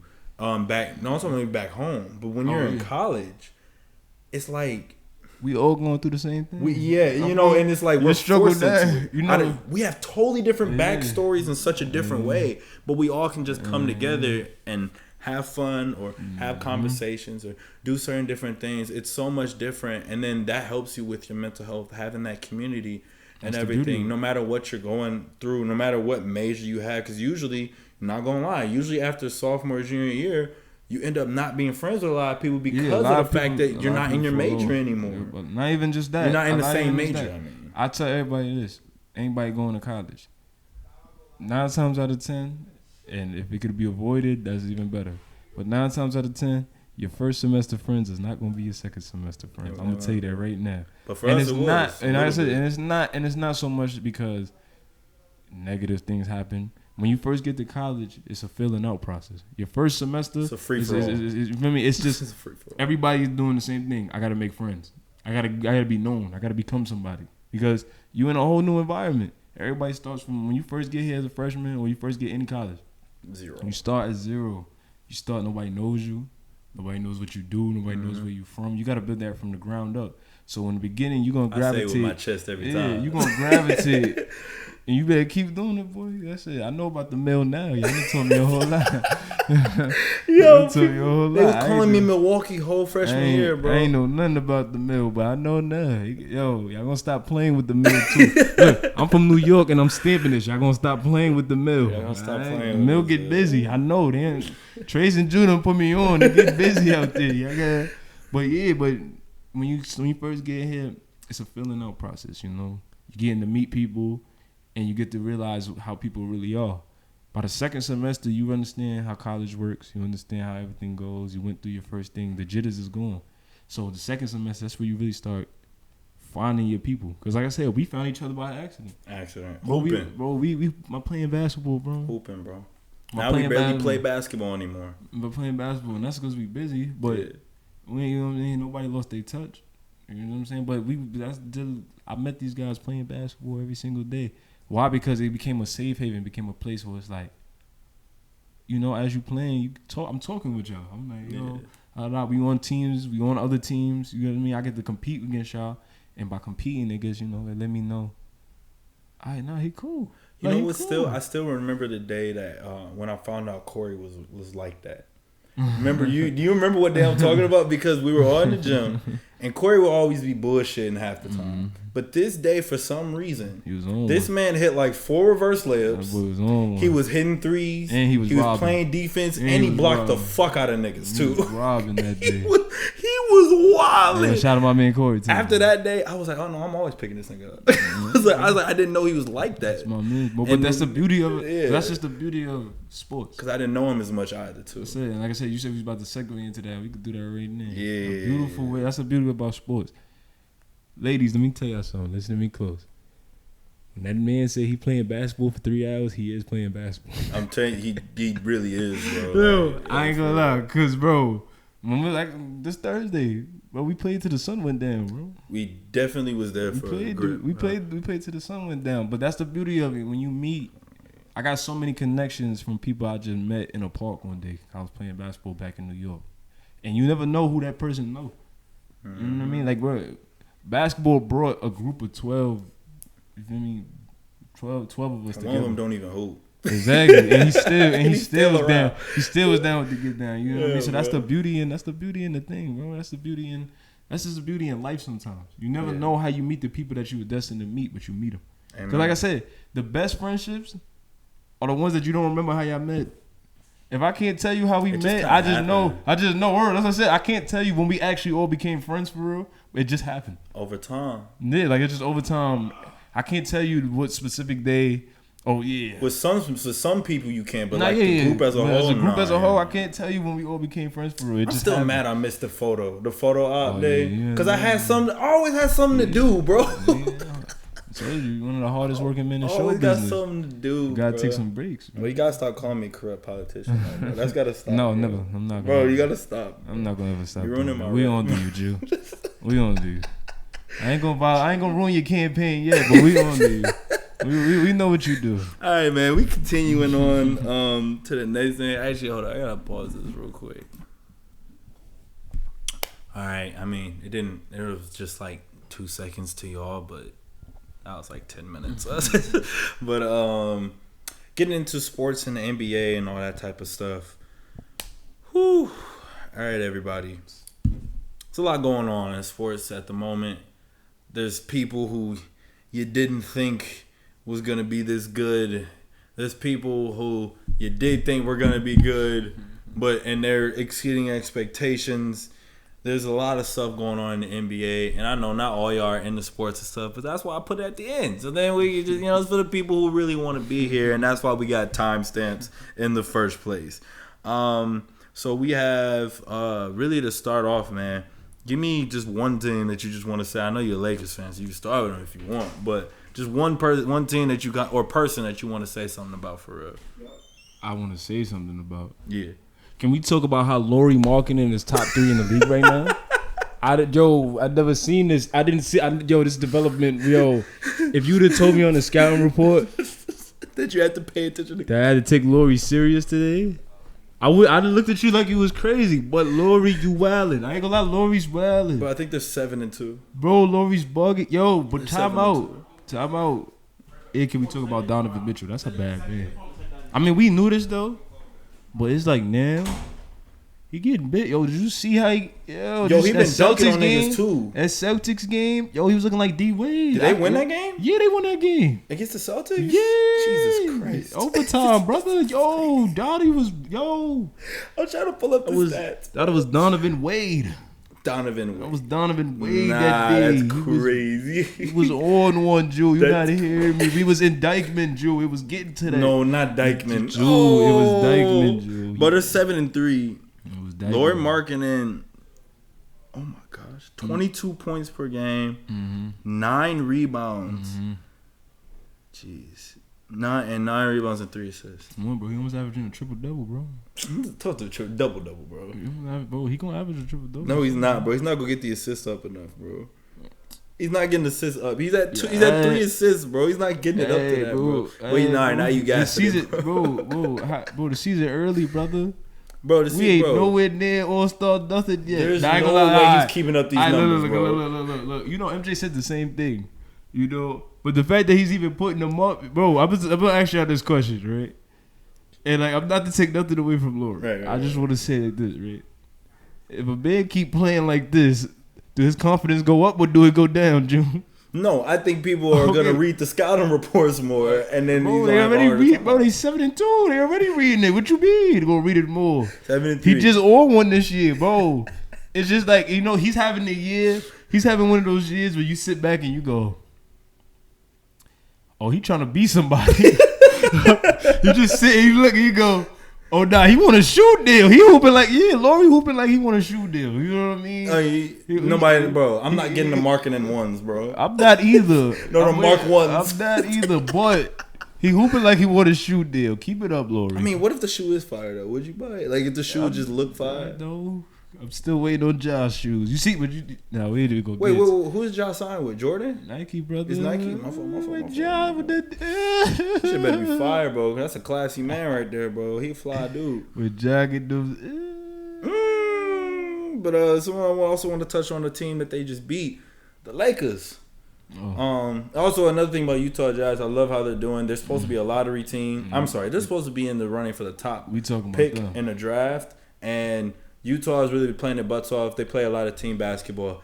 I love the way that they're playing right now, but eventually they're probably going to start losing because they're going to want that pick. But moving on to the Lakers, it's funny how they went from we have a whole bunch of defense and then now and with no offense, and now it seems like their offense is caught up since putting Russ on the bench, and now their defense is starting to falter a little bit, maybe. But then again, they went against the Utah Jazz, who literally hit every three imaginable, so maybe that was just a one-off. But I like kind of the transformation that's been happening with the Lakers. Like I said, one, I can't knock them too much because they got a new group of people, and it takes time for teams to, you know, like as much as we get on Russ, last year was his first year with them, you know? And they weren't even healthy. And you got, like I said, and they weren't healthy, but like I said, if we take it for Bronny, I'm fine with that. You know, we could take a year or two off. Everybody go their separate way. Bronny not gonna be in here for a while. Do y'all even have that pick? Y'all don't have y'all pick this year. You have a swap with the Pelicans. I don't know what we have, Drew.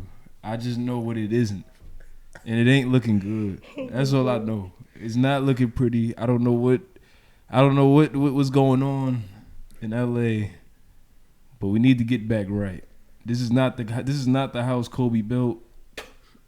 You know, I just need us to. We gotta do better. It's the COVID house LeBron built. I don't even think. No. We got a ring. Don't do that. You can't do that. You can't do that. You can't say it's the COVID house LeBron built. He got a ring. He got another ring. He got the Lakers another ring, bro. You right, bro. You know what I mean? He got Dwight Howard a ring. Dwight Howard has a ring. Think about that. Dwight Howard don't even get playing time no more. Exactly, but he got a ring. He got so a guess ring, what? You though. can't say he don't have a ring. Give me a ring. Come on now. But in serious note though, who knows? Because like I said, the season's still young.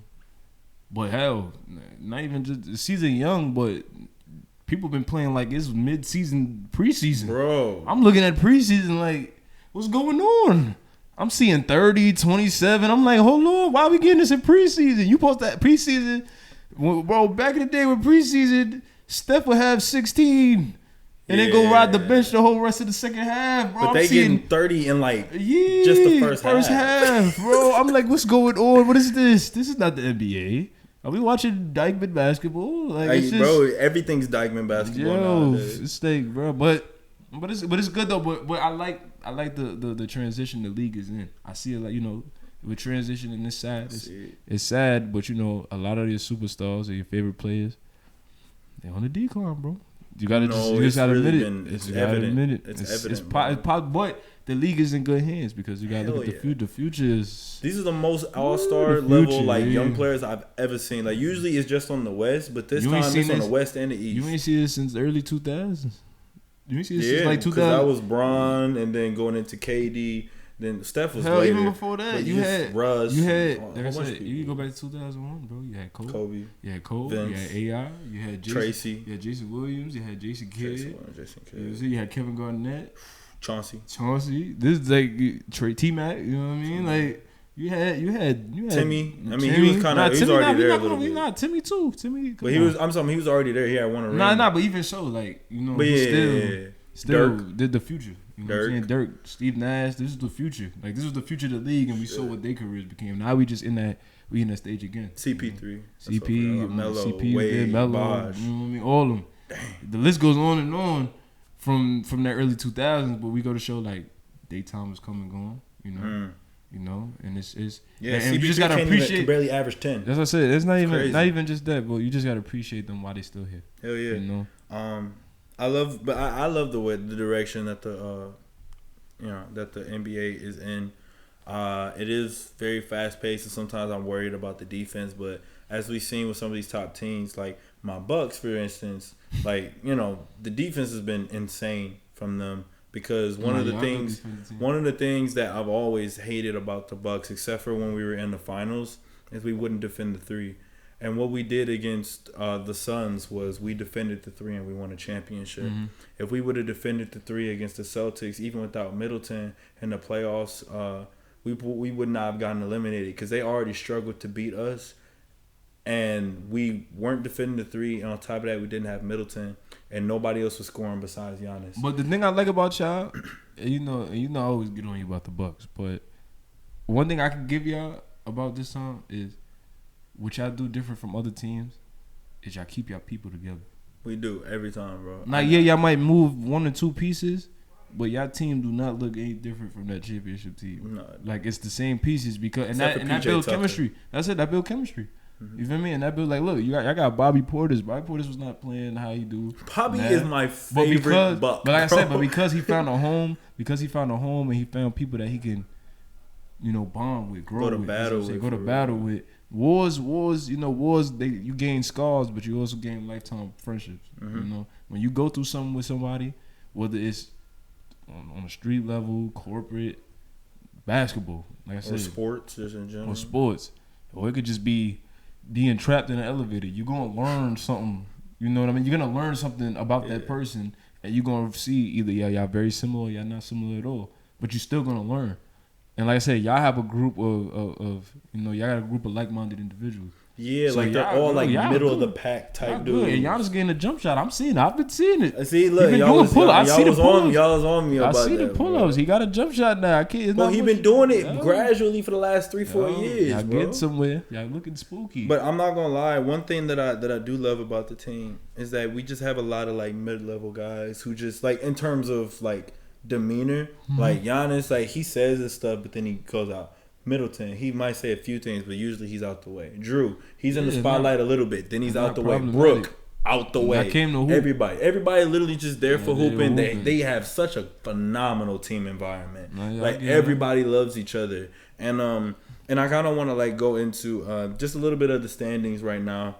Started with the East because we were just talking about the East, and I want to talk about the second team in the East right now too. But I'm gonna just go through the list for the East, and then I'll say the West too.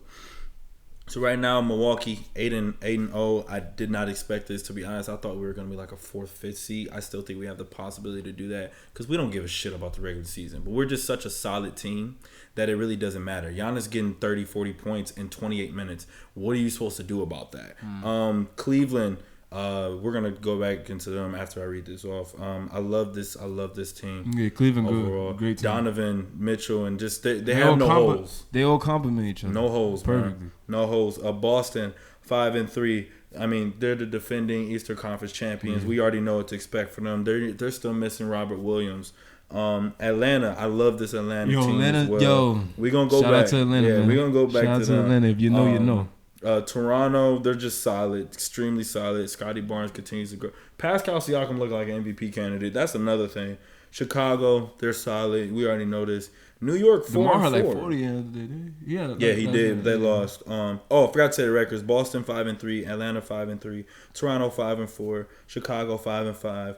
Then we got New York at number 7. This is the play-in spots, 4-4. Indiana 4-5 at the. I ain't watched much Indiana. Benedict Mathurin, watch him. Nah, that's they rookie, right? Yeah, he been here. I heard he been hooping. Yeah, hooping. I got him on my fantasy team. Great guy.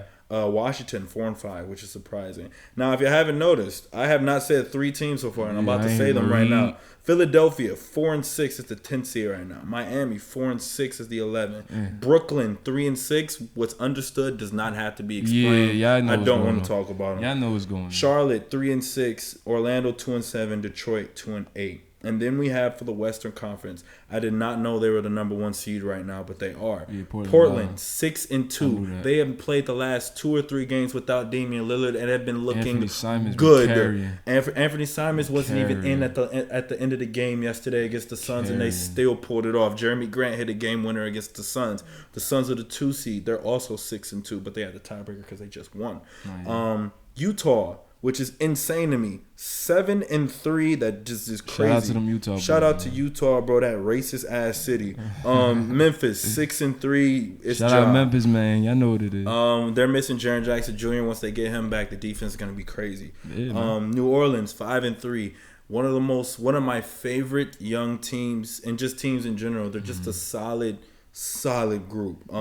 Denver 5-3. It's Jokic. They're still figuring stuff out. You know, is that Jokic trying to figure out like how to play with people who are actually good again. You know, like he's like, how am I supposed to? Yeah, everybody back. Everybody back. Everybody getting their legs for real. Dallas 5-3. That's the 7th seed in the plan. Luka's.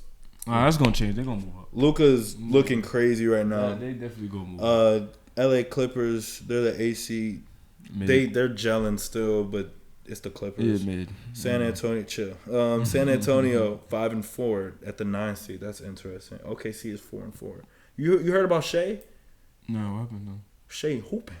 Oh no, yeah. Hooping, bro. I thought you meant like he got hurt or something. No. I know he was hooping. I seen him the other day. But 11 seed, Minnesota 4-5. They just lost to my Bucks. Golden State 3-7. We gotta talk about that. As the 12th seed. Yeah, that's crazy. Their defense is atrocious. That's crazy. You know their worst lineup right now is their death lineup. I mean, yeah, because they small ball. Curry, Thompson, Draymond, Wiggins, and Poole. Yeah, that's small ball, bro. You gotta understand. But it worked in the playoffs, so that's because you gotta understand like this. It's a new year. We adapted to that. We're not gonna keep the same. I think they both try to just do too much. I think Poole and Thompson try to do too much. They not even do. They hooping. They wilding. Shout out Poole though, 4-4 game. My boy JP just had 30 the other day. Clay was wilding. He did. But it's not even that. It's just every year. It's the same thing. If you look at Cincinnati, this year, right? Teams are gonna make those adjustments. You know what I mean? You can't run the same. You can't. The show last year is not gonna be the show this year. I don't know, but Boston's still doing what they doing. Nah, but you gotta look at their team. You got. Plus, they have a whole bunch of young people. I said you got a shooting guard and a small forward that's both really shooting guards, that both could get busy. You know what I mean? And then they got, like I said, you got good perimeter, and you got not even that. It's not even Clay's not the same. You gotta look at it like this. Clay not the same no more. But he got hurt, bro. So I mean, yeah, that's what I mean. But that's what I said. But he got hurt. So at the end of the day, any injury, like you're never gonna be 100%. Even rolling your ankles, you're not gonna be 100% after rolling your ankle because it's just damage that's been done. But like I said, you gotta let that man get his legs because bro, he been sitting on his ass for 2 years. Yeah, like, you know what I mean. Like no way. But you get what I mean. Yeah. Like the man hasn't. You feel me? Been on a court, a full speed game, and then so we got Sacramento at the 13th seed. They're 2-5 at Sacramento. You heard about they're having that beam light up whenever they win a game. They have a beam that's a laser, right, and it lights up every time they get a win. And then there was joking. They was like, bro, that beam never gonna be lit up because they don't win. And then we got the Lakers 2-6, and then Houston 1-8. Yo, but time out. I just want to make this public. The Rockets. Let me tell you something. The most entertaining game you will ever watch, but you know they won't win. You know they're not gonna win. They'll lose by like 2. You gonna see basketball that you've never seen before. Moves that was never supposed to be done. Buckets that was yo, they valid, but they gonna lose. They guaranteed to lose. That's what they gonna do. They gonna lose. But you gonna see. You know, we call it sluggetry. You know what I mean? You know, you gonna see sluggetry. You gonna see somebody get. You know what I'm saying? Like I gotta be real. You gonna see some sluggetry, but they gonna lose, and they gonna lose. And the thing about them, but I like them. I feel like they have the most upside, similar to like Detroit. I feel like and Orlando. I feel like I love in a couple of years. I was saying in a couple of years, it's gonna be a whole different ballgame. Paolo Banchero was tough. Because you gotta look at it like this, right? Jalen Green and KP, that's a great backcourt. Josh has a 6 man. Josh get busy every time he get in the game.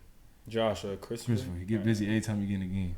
My boy Sengi, he not the biggest big, bro. but I love Sengi, bro. He's Jokic. Sengi get right. He's literally Jokic, you know what I mean? Sengi get right. But the only thing that hurt them, or Paul Gasol, maybe. One thing that hurt them though was getting rid of Christian Wood though. Like I said, Jabari was a great pick because he wasn't a good fit chemistry wise. Apparently there was some stuff going on. Yeah, like I said, but like they still could get the job done. But like I said, but the Jabari Smith, he surprised me because I didn't really know much about him because I really wasn't paying attention to college. But he's shooting that thing.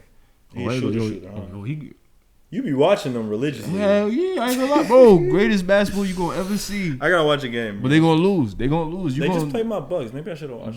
They gonna lose, but you gonna see. They went to OT twice with the Clippers, I think. See what I'm saying? Like they be in there. They're not like they don't lose games because they worse than other teams. They just lose games because they're young. That's just really that they stupid stuff. Yeah, like then they make small mistakes. Like I think I was watching the game when they played the Clippers. I think Nicholas Batum hit. Like, he got fouled at the 3-point line with, like, 1 second left before the half, bro. Over, like, why? Why would you foul him right there? You know what I'm saying? But those small little mistakes that, you know, they're young, so they don't know. Man. And you know Vet's going to pull the little tricks. Like, he was laughing the whole time because he knew, like, I just pulled some Vet. You know what I mean? Yeah. He's like, I just drew the foul, stuff like that. But the NBA going to be interesting, especially the playoffs. Come playoff time, it's going to be real. This is the best season, it's going to be bro. Nasty, bro. I'm looking at some stats and stuff over here, and I'm looking at who has the best defensive ratings, and at the top because we have the number one offense right now, if I'm not mistaken. The Bucks, we only let our opponents get 102 points per game. Then next, it's Cleveland, 104 points per game. We only let up that much. Then after that, you got the Clippers. Then you got Toronto. Then you got Phoenix, and those are your top 5 people who basically who allow the less amount of points. Granted, I know that's a little bit weird right now because it's early in the season, but I want to talk about like really not Milwaukee, but like this Cleveland team. This Cleveland team. It's scary because you gotta. The thing I like about this Cleveland team so much that's different from the other ones, even when Braun was there, is this team is you gotta pick your poison. Ooh, yes you gotta pick your poison because you either got Darius Garland at the 1, and he could create for himself and he could shoot that thing. Oh my gosh! And then you got Donovan Mitchell. Donovan Mitchell to me, even when Garland was like, injured, he still was. Because Donovan Mitchell to me reminds me of like Dwayne Wade's skill set, but just DeMar DeRozan to the basket mentality. Like, bro, he be bullying people to that basket, bro. Like, he looking like Debo the other day. Like, you gotta watch that Celtics game. Like, he was looking like he could get to any spot and he could shoot. And then like I said, you got dunking on niggas. You got Evan Mobley. You got bigs. They got bigs down there. They got K-Love that can shoot that thing too. You know what I'm saying? Yeah. So like, bro, you gotta pick your poison. You gotta. Do I let the guards go crazy today and stop the bigs, or do the bigs gonna eat us alive on that paint? Because Mobley is Evan Mobley and is Allen tough. And can get some buckets and that's what I say. The thing I like about like Allen, he great cleanup. I mean, that's the garbage man. He cleaned everything up. On top of having Mobley just beat him. And he protect the pick. And the thing I like about Evan Mobley could put the ball on the floor. Yes, he can. He's not a back to the basket. Yes, he can. He gets some middies too. He gonna hit the midi. He get some middies. He might. He get 3 every now and then too. He got crossover, layup. Like, bro, he might just go straight spin move off the vert. Yo, I'd be like, yo, they nice. Who is this nigga? Yo, I know he is, but they looking different. Everybody acting different. I don't know what's got in the Kool-Aid or whatever. Are they contenders though? Is a real question. And from what I've seen, I think they just might be. Bro. I feel like they are. There's no way they're not missing there's no way they're not making the playoffs. I feel like they are. They're gonna be good. They're gonna be good. They gotta make it. Also like that Hawks team. Oh, for sure. Like, that's the sleeper. Not even sleeper. I don't even call him a sleeper. They gonna be the team. You don't want to face them in the playoffs. Yeah, bro. In the playoffs, bro. Don't want to face them niggas. DeJounte Murray should be locked up for robbery. And he's hitting threes too. Yeah. If that nigga's hitting threes, there's nothing on the court. Cause you gotta look at it. You gotta look at it like this, right? One time I seen that man have a 10 steal game. He had 6.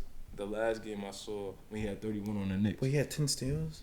Yeah, he had 10 steals. Against who? This when he's on the Spurs. Oh, okay. Yeah. Spurs. You feel me? But it goes to show when players in a different system, you see what it look like.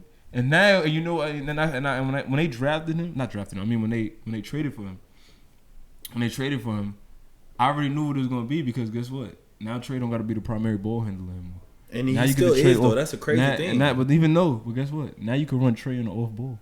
Oh, it's beautiful. You gotta hold that. It's really beautiful. Looking like Steph. But the difference is, and they match each other because it's like this.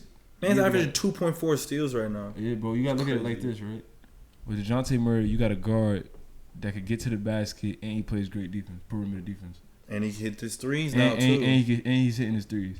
Whew. And with Trey, you got a crafty guard that can shoot from anywhere. He's shooting 40% from 3 right now, bro. Man, last year he shot 32. Welcome to Atlanta, man. Bro, he shot 32% from 3 last year. Atlanta, how do you jump from that? Bro, he's averaging 6 attempts from 3 this year compared to 4.3 last year.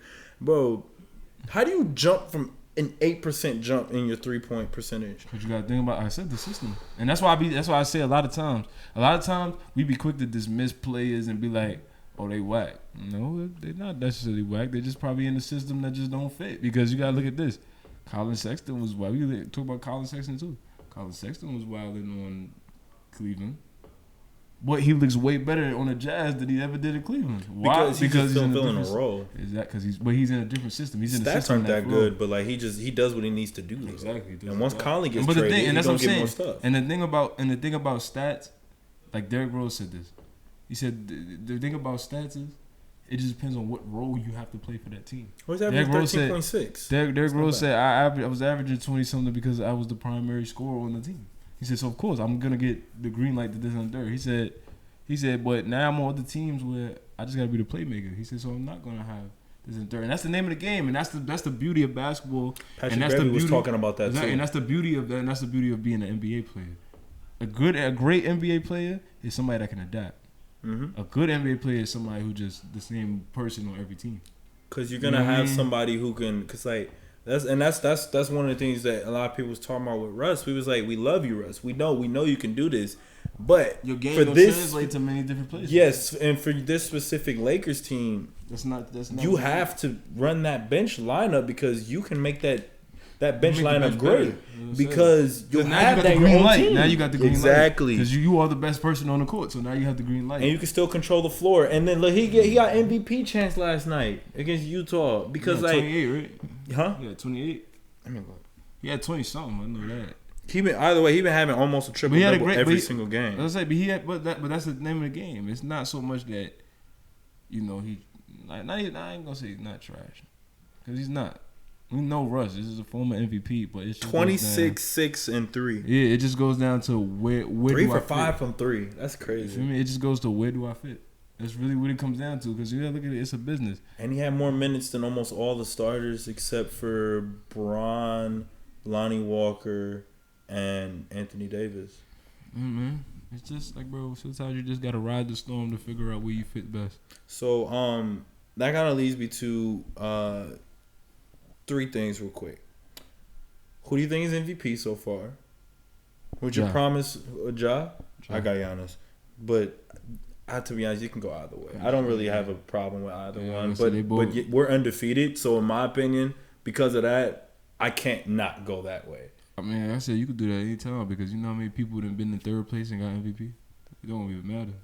That's not what people vote for. No. I know. I'm just saying right now. People just going for who they think is the best. No. They ain't been doing that as much recently. Like who? Do you think the Jokic thing is different because he was doing stuff in the midst of not having a lot of people? Basically, it was the Russ thing 2 years in a row. But I agree with Ja as well. But it's between Giannis, Luka, and Ja. Yeah, I can see like that's and then Drew, they been putting Drew Holiday in like the top 5s and stuff because he been hooping. But it's still early, so Drew need his DPOY. If Marcus Smart can fucking get it, you better give it to fucking Drew. I don't look right now. Like I said, if you was to ask me who my MVP is, I say Ja. But I'm not. That's not a stamp. Early. It's not a stamp because it's too early. Yeah, but who? In terms of rookies, who do you like so far? And I got one more question. We can get out of here. I like Jalen Duren. He been doing good for Pistons. I have to watch it. Jaden Ivey's been doing good. Barry's been doing good. Paulo's been Benedict. But I ain't gonna lie. But I say Paulo's game translated the best. It did. Like on paper, his game looks the best. You know? Yeah. Because he's like I said, he has the skill set of a guard, but the body of a big. So I mean, it's KD. Yeah, but he's not a little strong. Not like he plays plays stronger. He's definitely he plays stronger. Well, KD wasn't that strong back then, but I say at the same time, somebody that just came in, he's playing strong. So that's good. Like he's like I'll say him. Paulo's probably number 1 right now. I love Benedict Mathurin. And I said I gotta watch him more. I gotta look into him more. But I saw one and he was hooping. He's a bucket, bro. Yeah, the Pacers are the only team that have everybody on their starting lineup has had 25 points or more. So all 5 of them, at least once, have had 25 points or more. If that ain't building for the future, I don't know what is. And then one last thing, I know it's super early still, but like if you had to choose who's gonna meet in the finals and who's gonna win, who you got? Who I feel would meet? Not even. If I had to pick right now. I'd pick right now the Mavs. The Mavs or the Grizzlies. The Mavs or the Grizzlies because both of them teams are hard to beat when they on their game. And like I said, right. And you gotta look at it. And the thing I tell everybody like this: regular people change during the playoffs. The playoffs separate the boys from the men. We all know this. Oh yeah, we know. You don't want to see Luka in the playoffs, and you damn sure don't. Do you want to see Luka in the playoffs? No, nobody wants. Nobody wants to see Luka in the playoffs. Every time every time somebody faces him, he never go out. He's cold. Always in 6 or more, bro. Exactly, bro. He gonna take. You going now? You gotta like. Now that's more energy you gotta exert. And Ja, you already know Ja pick it up, regardless. He gonna pick it up regardless. Cause even right now, he's not even hooping that like he can. Like he can. And he's still averaging 36, bro. He's still damn near averaging 36, bro. I'm saying thing with Luka. You see what I'm saying? Like, bro, they're both just having fun. But I need Luka. I just need one. That's for the West. One more person. For the East, I say, I gotta give it more time, let it unfold. Either y'all or Cleveland. How it is right now, either y'all or Cleveland. Based on what it looks like today. As of today, what it looks like, I don't know. I got to see how those Celtics are just such a solid team. Yeah, I got to see how things develop and things, unravel. I'm waiting for the Sixers to really, finally mesh everything together, but I don't know if they're going to be able to do it with Doc as their coach. I know one thing, I just though. don't know. Shout out to that boy Reese, bro. Reese nice. Woo! I got him on 2 of my fantasy teams. He's tough. Tyrese Maxey is tough. With Harden out for a whole month too. Tyrese Maxey is finna be hooping. Finna be hooping, bro. Tough. Oh, there was another thing. I want the Nets because I don't want to talk on that. I do want them to trade Ben Simmons and KD. I feel like they should just rebuild. No, I feel like they are. They are. Everybody's gonna go after this. Well, I don't know. They might keep Ben because he just got there. But KD and Kyrie, it's over. Please trade one of them, bro. It's over. You gotta trade one of them, bro. They just riding this season out. They just hooping at this point. Cause I don't want to get into the Kyrie thing too much, but it seems as though just one thing that they're making an example out of him. I don't condone anti-Semitism and all that type of stuff, but this just me. I think you saw my close friends. Did you see my close friends story? You should go take a look at that. But I was just like, it feels weird. Like, it really does feel weird. And I don't condone what he said. But the way that they treat him as if he's a kid. And then, he's got to, he's like a leader of this movement. Really throws me off the wrong way. It just throws me off. And I feel like if y'all going to keep doing this anyway, then y'all might as well just reset the team. And it's crazy because the Nets have a really solid squad. And that's why it really sucks. But, hey. Oh, yeah, man. Like I said, I just hope Kyrie's situation get better. Because he's done good. He's done a lot of good things. I was going to say, right now, a lot of people, they're going to put him under the scopes of the villain. But he's done a lot of good, especially for our people, especially during the pandemic as well, and for people across the world. This ain't even just about us all the time. He's done things for people in general, But sometimes in life you gotta go through what you stand on, Or we say certain things that we meant it one way, but it came out a different way, or was interpreted a different way. And like I said, it's just a storm that he got to ride out, But, I don't really get into that too much. Because, that's a sensitive topic, especially now. But, yeah, bro, it's just, you got to keep your head above water. And you just got to follow God for real. Amen. That's all you could do. That's really all you could do. You just got to follow. You got to follow whatever God wants you to be. Because you're not in control of things as much as you think you are. You're just on the course that God already has set for you. Amen. And one more. Even though Golden State and Clippers are coming off slow, I still have them as they definitely gonna pick it up. They gonna pick it up. I still have them as my favorites for the just the year in general. I love their teams. I think in my head, my dream finals, because y'all know I'm a Paul George fan, I'm a Giannis fan, and overall Bucks fan. I would love to have it be Clippers versus Milwaukee, so I come out winning either way because Paul George get a ring or Giannis get a second ring. But if I'm being unbiased, I feel like it is us going into the finals, or I don't know. I kind of feel like it's either Golden State or Grizzlies. I just don't. I believe in Luka, but I don't believe in the pieces around him. Like I said, right now it's too early. I feel like it's unless too Christian early. Wood does what he is supposed to do. I feel it's too early, but by the middle of the season, I can really tell you, If you ask me again, I could really tell after you. All-Star break. Yeah, after All-Star break, that's when people lock in and get serious. I feel like this gonna be a good All-Star break. This whole year about everybody's to be good. gonna be healthy. This whole year about to be good because the game's already been good and it just started, bro. Yeah, bro. I tell y'all come through any time to watch the games, bro. Yeah, vice versa. That's vice versa though. So like, but yeah, all right, that's about it I got for the podcast, everybody. I hope everybody enjoy JG, Jigga, whatever, bro. Come on, man. Say your socials and everything as we get out of here. It's Jigga, it's J.IGGA __, Instagram and stuff like that. Y'all know me as JG. And I appreciate you though, my boy. Let me come out here, talk. I appreciate it. I'm just thankful for the opportunity, brother. All right, bro. I mean, the main thing about the podcast for me, I always said, it's Julian and his friends, or Juelz and his friends, because you're not going on my platform if I don't fuck with you, respectfully, bro. Ooh. Like, it's like, and even if talk then, Jew. Like, and if I fucks with you, that doesn't mean you perfect for the podcast. I don't know. The people in the back ain't hear you. I mean, you might have to run that. You want to say that into the mic? I said, bro. If I don't fuck with you, you're not getting on the podcast. It's simple as that, bro. I may be a startup or whatever, bro, but like, that's just like, I need the right people on here. And it's no offense to y'all at the same time. If I do fuck with you and don't want you on, and I just like, that's just not what y'all do. That doesn't mean we're not cool. Like, that's just how it is. Like, that's just how I feel.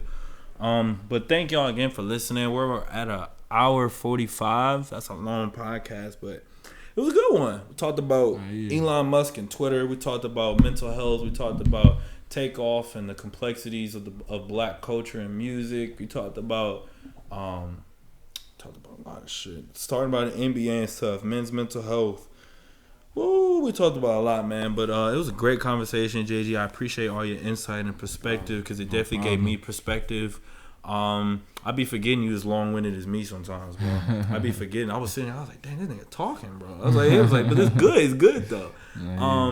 But any last words you want to say as we get out of here, man? I just want to say, I'm thankful for the opportunity. I'm thankful for you for creating a platform that allows people like us, especially young people, like That's the point. That's the name of the game. Is a lot of people they only see what they see on Instagram, social media, and they think a lot of those people they think that's what we about. And it's good to have an opportunity. And me, I'm not really much like of a talker. This is probably the most people ever gonna see me talking for real. But it's good that it's a place where you could express how you feel about certain things and just talk. And like I said, I'm just thankful, bro. I'm just thankful that I was able to come out here, bro, and share this opportunity with you, brother. No problem, man. Anytime, man. Anytime. But we're going to get out of here, everybody. Again, thank y'all for listening. And peace.